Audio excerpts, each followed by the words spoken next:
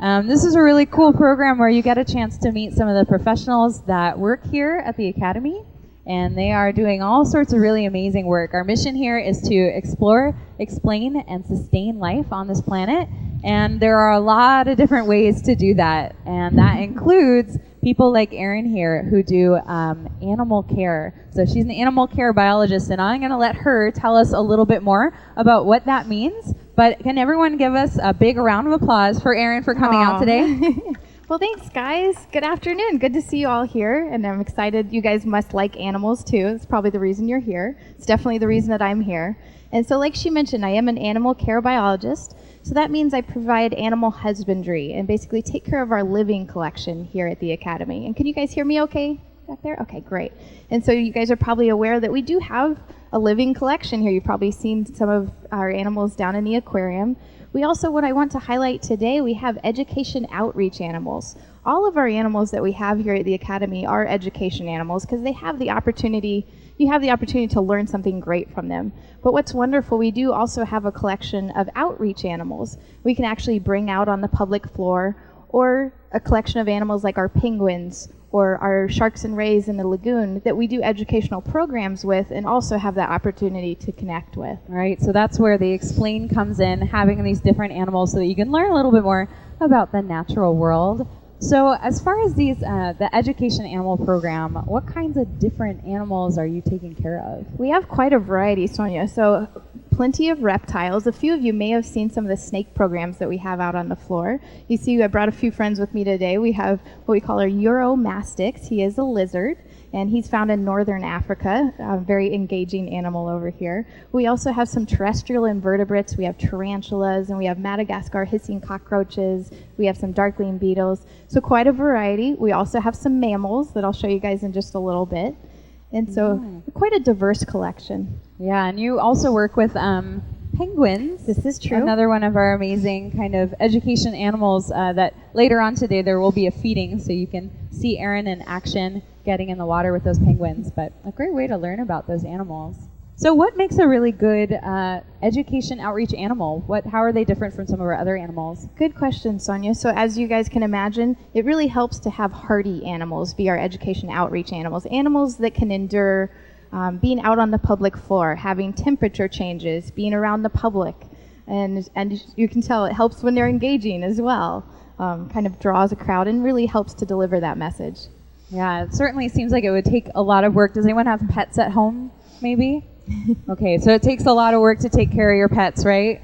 And some of the ones that we have here are very unique, maybe have some needs that are a little bit different, maybe perhaps? A few that are a little bit different. And so I do want to do a demonstration. One thing that we do to facilitate training, working with our animals is we do what we call husbandry training. And we capitalize on a method called positive reinforcement or operant conditioning. And a few of you may utilize this with your pets that you have at home. Maybe your dog, you're going to be feeding them when they're behaving well instead of when they're all rambunctious. You're going to wait for them calm and relaxed. And so you're going to capitalize on those positive behaviors. Well, today I'd like to do an example and see if I have one willing volunteer out in the audience that would like to participate. Oh, she looks ready to go. I would love to have you participate here. Please come on up here. Let's give you a hand for tonight. What's your name? Leah. I'm Erin. Nice to meet you, Leah. Okay, so first we're going to start off really simply here. I'm going to explain what we're doing. Whenever you're working training with an animal, you're going to find what's very reinforcing to them. So first we have two options. We have primary reinforcement, which is something they're going to need to survive, like food. And then we have secondary reinforcement, which might be something they really like having their head scratched, or maybe your dog behind their ears. And so today we're going to work with primary reinforcement. And I'm going to ask you this, Leah. Do you like Hershey Kisses? Okay, so we already know that this is reinforcing for Leah, so that's a very positive thing. Then what we're going to do is we utilize an option called a bridge. And a bridge just marks that space in time when you've done a correct behavior and then when I'm going to reward you or reinforce that behavior with what you like. So you can use an option like the word good, you can use a clicker, you can use a whistle. All of those are bridges. So today with Leah, we're going to use a clicker, okay? So to first show Leah, so we're building this up. We're meaning, okay, the bridge means you have reinforcement coming, right? So now, if I click, you're going to expect that reinforcement's coming, okay? So let's say that I'm going to present this to you and see how you respond, okay? And so I'm going to reinforce you because you didn't react negatively. You just were calm, and you were willing, and you're just staying there. So that's a very positive behavior. Now I'm going to bring this and see if I can get you to do... Oh, that was great. I was able to touch you with it, and you didn't respond negatively. That was very, very positive. Now I'm going to see if I can get you to do a little bit more. I'm going to kind of see if I can... Oh, that's great. You're doing so well. This is awesome. Wow, you're getting a piggy bank here of Hershey's, aren't you? Okay, now I'm going to see if maybe I can encourage a little something. Let's see. Maybe some movement here. Okay, so Leah's very good about this posture, but we can still work with that. So she's being really good. She's very, very consistent. And let's see if we can get out of space there. I don't really... I think she's working the system. I'm not encouraging you to eat all these at once. Make sure to check with Dad before you... Okay, and so let's say that we want... Perfect. All right, so now she's moving that elbow a little bit for me. And that's positive. And what we're going to get a little bit farther. We've got some more reinforcement here. She's got to offload. Okay, and now let's say maybe Leah comes to me and she's in a different position. So maybe put your arms down. Let's see if we can. And do you want this? So are you working towards this? So let's say that, have you noticed every time I come towards you with this, that you get clicked? So let's say I'm coming towards you. Would you be willing to come towards it with your hand? You see what I mean? Do you think that an animal would start to think that? Like, oh, maybe if I put my hand towards this, I'm going to get a Hershey kiss. Does that make sense? So let's try one more time here. So let's go. Nice. Oh, it's working. Oh my gosh, look at this. Ready? Oh, we're so close. Let's try now. Nice. Okay, now we're going to do one more here. And ready, let's see. Oh, here comes Leah. Nice. And what we're actually training Leah for is we're going to do a blood draw on her arm right here. So, yay, Leah! That was great. Well done. So, do you feed the animals chocolate? No.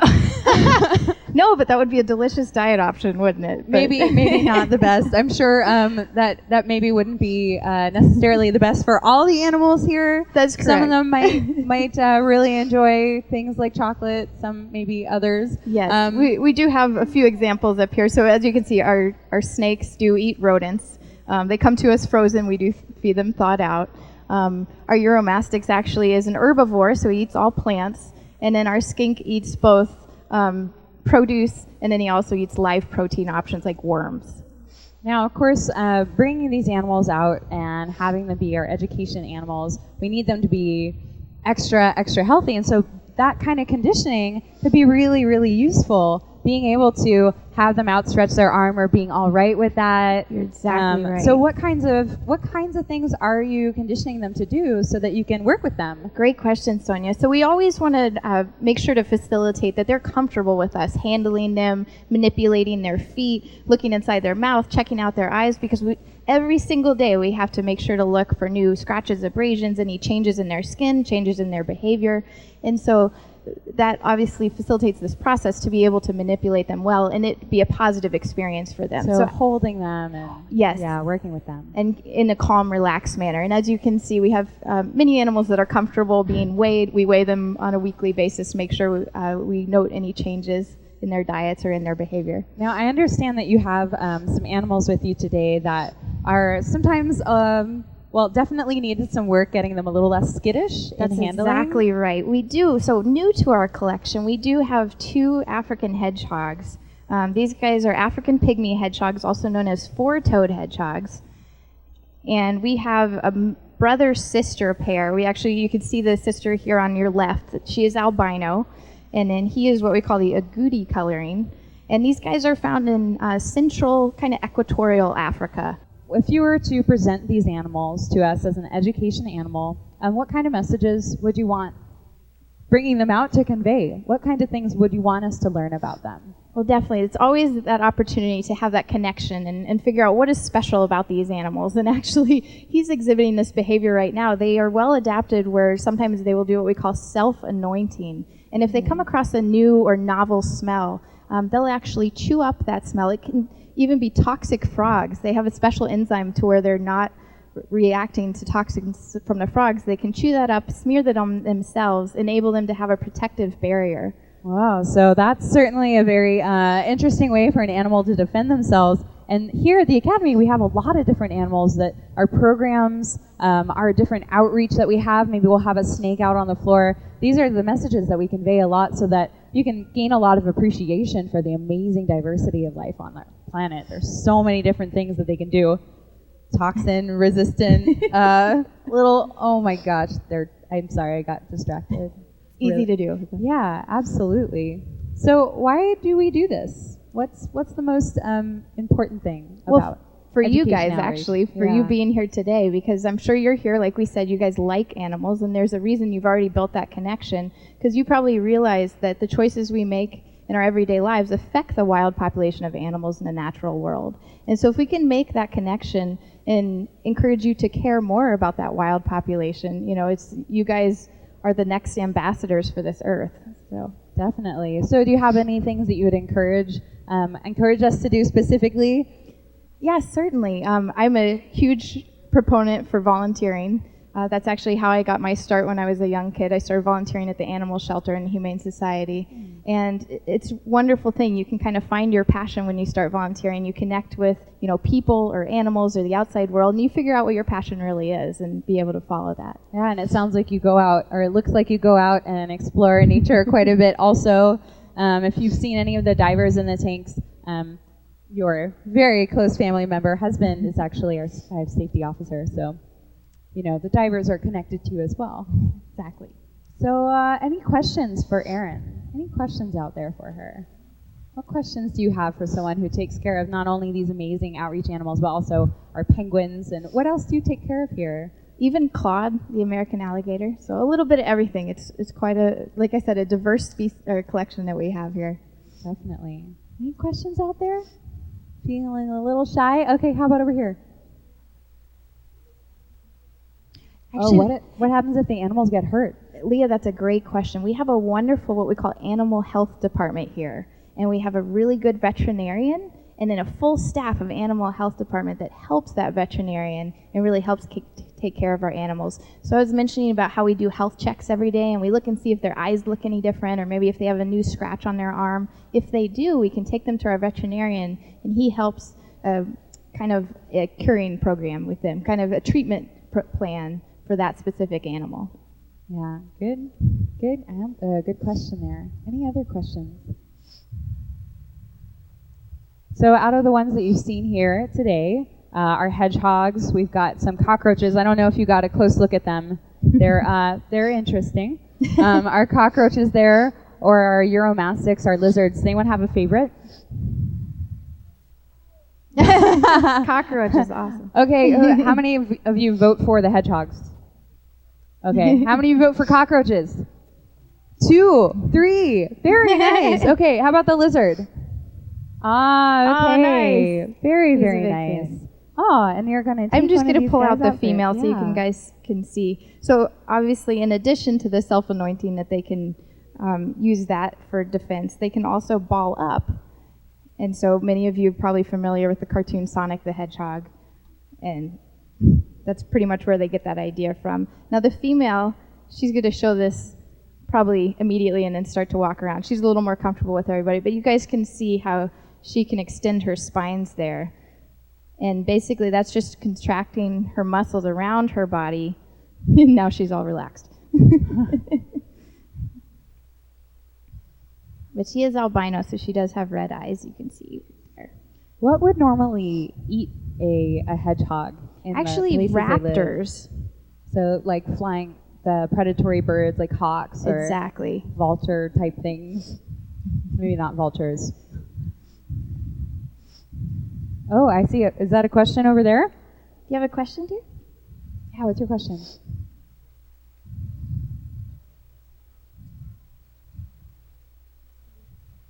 She could. So could the female make babies? She could make babies, yes. And when they have babies, they have really large litters. They can have between 4 to 10 babies at one time, and they call them hoglets. That's the best. I've also heard rumors that they have their spines when they are born. So this wouldn't be something that is out and about. They have a membrane over their spines? They do. They have a mucousy membrane over their spines when they're born, just to protect their mother. And then within about 36 hours, that whole mucous membrane is gone and their spines are emerged. So who's feeling pretty connected to this hedgehog? Would you feel compelled to help a hedgehog if you saw one? That's the whole point here. Yeah, that's what we're trying to do. The more you can connect with these guys, the more we can all live together pretty well. You're exactly right, Sonia. Well, I want to thank you so much, Erin. Oh, actually, before we stop, you have some really cool tools that you brought with you. Oh, certainly. I brought a few things here. So, can anybody guess what this is? A stud finder? Oh, that's a great guess. Kind of. That's good. It's actually a heat gun.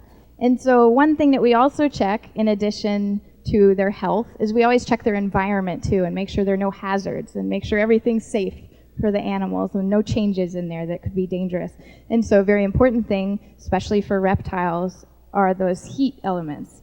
So every day we're always making sure they have the proper heating gradients in their environment. Then in addition to this, you guys saw the picture of the rainbow boa eating the rat up there. Ooh. And so this is how we feed our snakes. So this is how we feed our snakes. We feed them a little bit from a distance, just so they don't think our hand is the rat, and then offer them with tongs. And then in addition to that, if we have a snake that's difficult to reach, we can use a snake hook to facilitate bringing them out of an enclosure. And so that's what we're going to be using this item for. Then lastly, I just brought a few examples. This is our substrate that we have. This is paper chip bedding. It's actually recycled newspaper. This is what we use for the hedgehogs. And then this is aspen bedding, is what we use for the snakes that we have in our collection. Nice. Any snakes at home for anyone? Cockroaches? Cockroaches. No? Well, again, thank you so much for coming. Can we give her a big round of applause for coming out? Thank you, guys. Showing us some of these amazing animals. And thank you, Leah. Thanks for being a great volunteer. Yeah, indeed. Another extra round of applause for Leah. Yes. Thank you so much. So this is Chat with an Academy Scientist. It's a great way to get to know some of your amazing scientists that work here at the Academy and what they do behind the scenes. So thank you for joining us and learning a little bit more about what we do. Enjoy the rest of your day here in the museum.